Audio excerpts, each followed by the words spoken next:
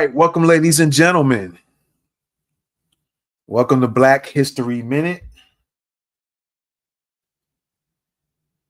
And today we're going to start it off. We're going to start off a Black Wallstreet series. All right. And if you miss any of these videos, we're going to have a playlist. All right, called the Black Wallstreet Series. You can always feel free to go and check that out right here on YouTube. We are live right now on X, Facebook, and YouTube. All right. We appreciate y'all for checking us out. No doubt. This is Black History Minute, and this is the Black Wallstreet Series. Let's go. And now, here's your Black History Minute. All right, ladies and gentlemen, this is the Black Wallstreet Series, and we're going to set it off with Mound Bayou. A lot of people always look at Tulsa, Oklahoma as the only Black Wall Street. That seems to be the most popular one. We recently had one of the survivors of the actual Black Wall Street, the Tulsa Race Massacre, just passed away. All right. And that was Miss Viola Fletcher. All right. And so, yeah, we have definitely numerous Black Wall Streets. As a matter of fact, 30 are known, at least 30 are known Black Wall Streets, okay? And so the one we're going to get into today is Mound Bayou, all right? We're going to get into Mound Bayou today. All right? So, the jewel of the Delta, Mound Bayou.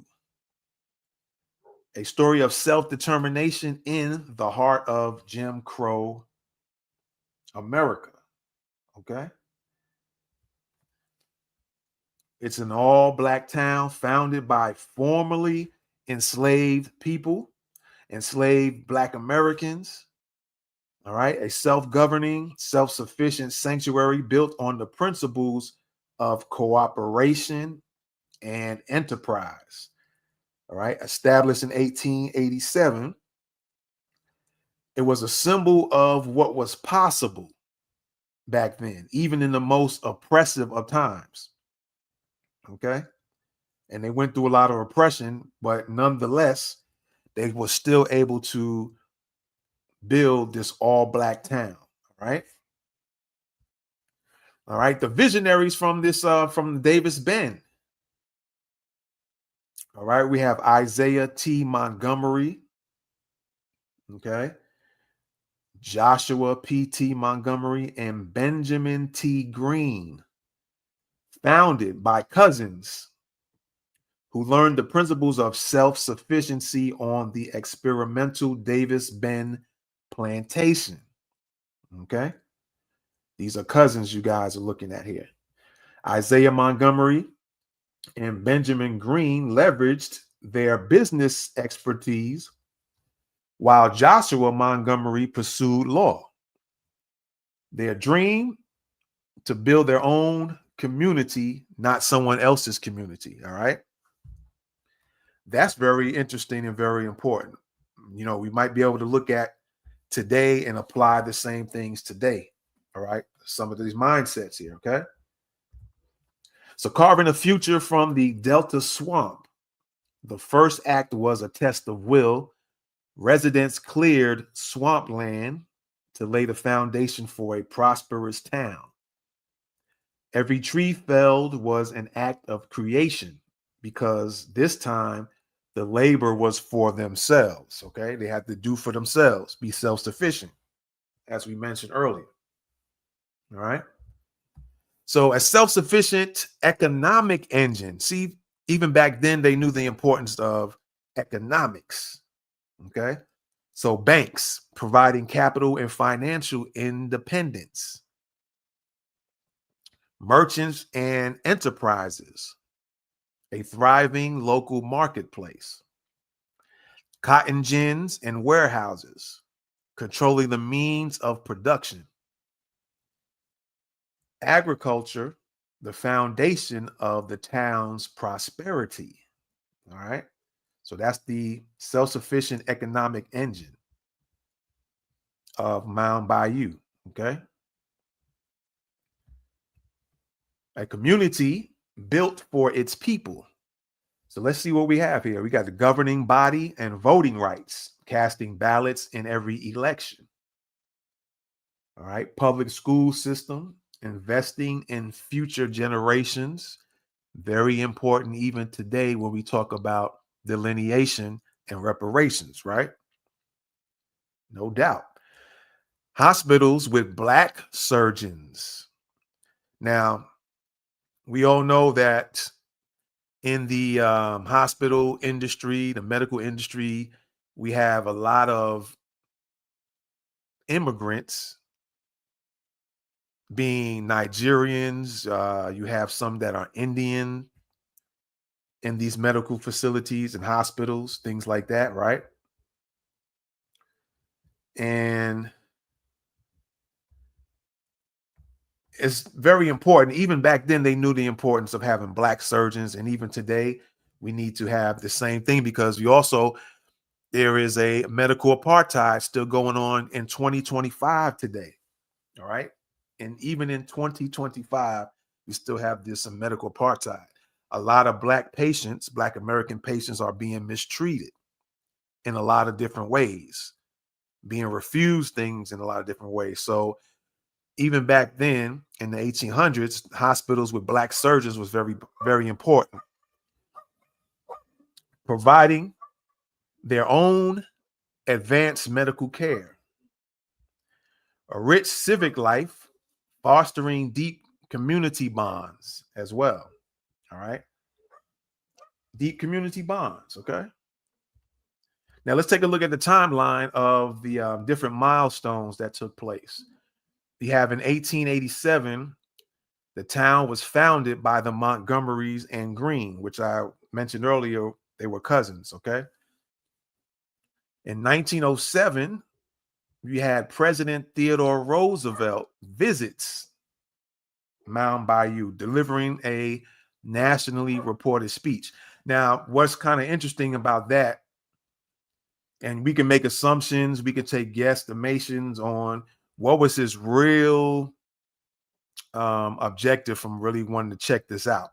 Because just like Tulsa, when they were expanding and blossoming, if you will, there was a lot of jealousy going on. And so, what was the real intentions of Theodore Roosevelt coming? Was it to praise how Mound Bayou was developing, or was it something else? All right. And then we have in 1910, a photograph captures the impressive Mound Bayou Normal Institute. Okay.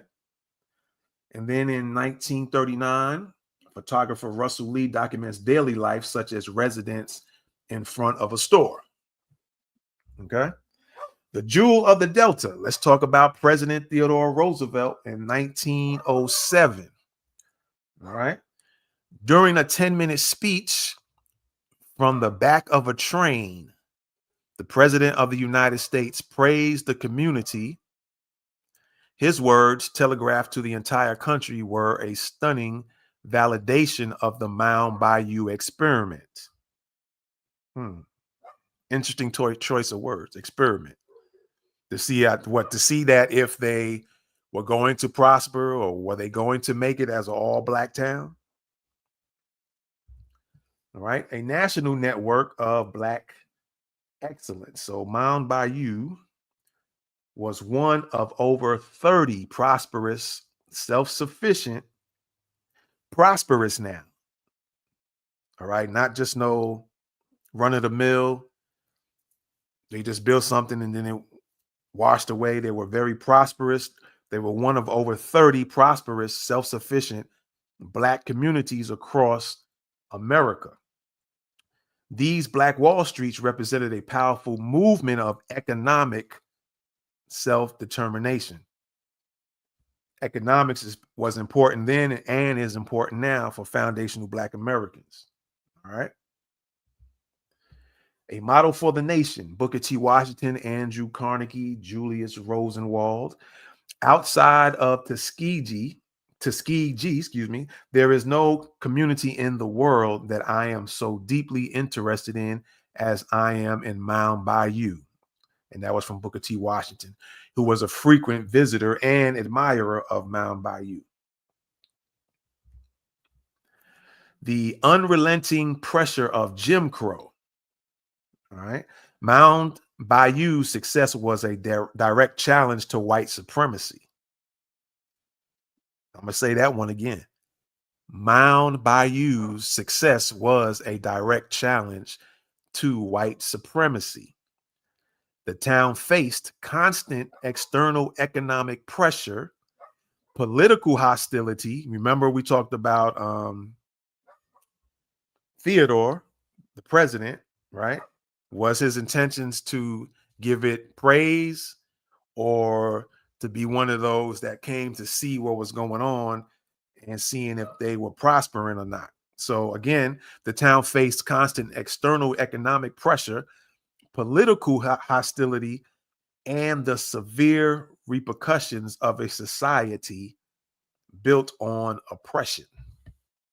Okay. Take a look at that picture there. Beautiful picture. Beautiful images of all these Black folks prospering and circulating the dollar as well within Black society. Circulating that dollar, circulating the Black dollar. Okay. Enduring lessons from the Jewel of the Delta. Number one, we have economic power. Still important to this day. Now, it was also mentioned that, if I'm not mistaken, they saying there was mention that around 2050, Black people will be at $0 wealth or something to that effect. You can always feel free to put it in the comments what the exact wording is about that. But that's very important as well. Okay. So you got economic power, control over land, capital, and enterprise is the foundation of freedom. Okay. I'm going to say that one again, because that could actually apply in 2025 going into 2026.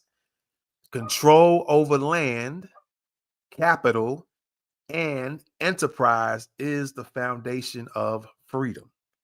Okay. Number two, you have collective action, community cooperation, and shared purpose can overcome immense obstacles. Now, when I read that, I think about the reparations task force that's been going on in various cities. So they're saying the lessons from the Jewel of the Delta is community cooperation and a shared purpose can overcome immense obstacles. But what I'm seeing is there's a lot of split purpose, split cooperation. You have these Afro descendants trying to come in and put their hand in the pie, if you will, right? And then you have on a lot of these reparations task force, you have where there are immigrants, Jamaicans, Haitians, Kenyans, they're being put on these task force and they really have no ties to the United States with the history, with the culture, with the way people go about their lives, Black Americans, how they live their lives, how they operate, but they're being put in. Now, in New York, I think Governor Hochul was the one who put that commission in. And at least I believe one of them is Jamaican. The rest of them might be Black American, but the thing again with number two here, having a shared purpose, is that some of those people on the task force, even if they're Black American, some of them have a Pan-Africanist mindset. So you have the split. You see what I'm saying? You have those splits. So apparently that's very important. There's something we can take from that. All right. Something we can take from that. And number 3, visionary leadership. An audacious vision can inspire generations to build the impossible. An audacious vision can inspire generations to build the impossible. Very interesting. All right. The spirit endures. Check out the images here. All right. Today, Mound Bayou continues to honor its legacy as a historic symbol of Black pride, resilience, and the enduring quest for self-determination. Its story is a vital and inspiring chapter of American history. All right, so they have the historic sign here. Welcome to historic Mound Bayou, established in 1887, the jewel of the Delta. They built their own community. All right, so when you hear other immigrants, whether they're immigrants from the Caribbean, African continent, Latinos, Asians, and they all say, well, you don't have no culture, you didn't do anything, we built it all. Well, here's living proof in this presentation that you had a society of Black Americans that built their own town and was very prosperous, and they had to go through a lot of opposition from, again, the haters.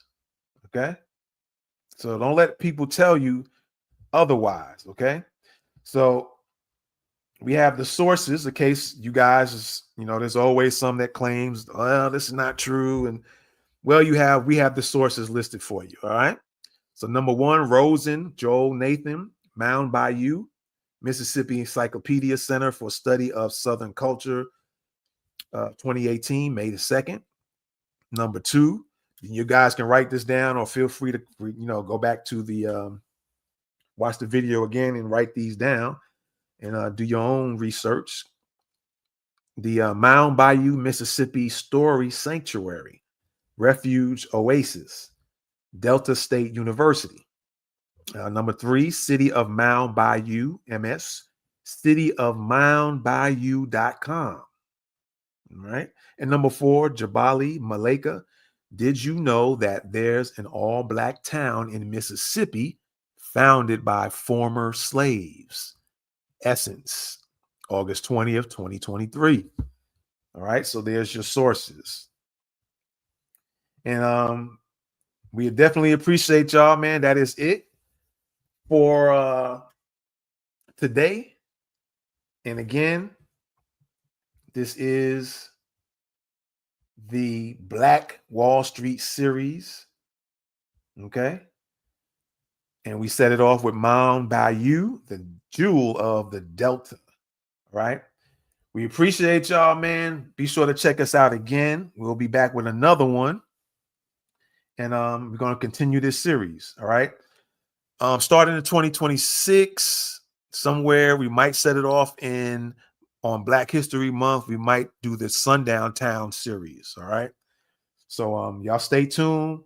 Be sure to check us out at Black History Minute, blackhistoryminute.org. All right. blackhistoryminute.org.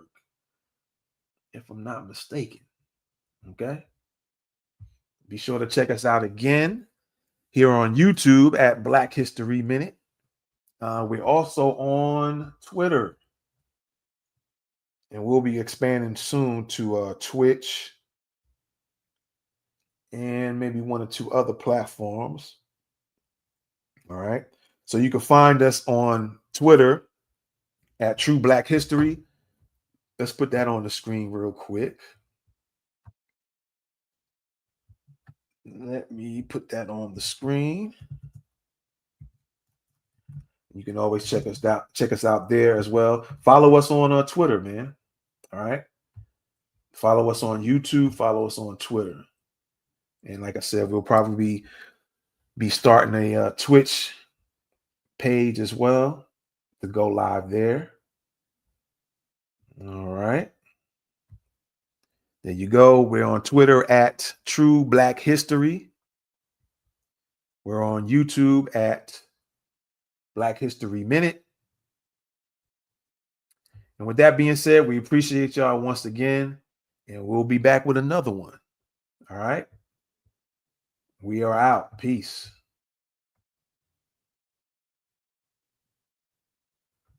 And now, here's your Black History Minute.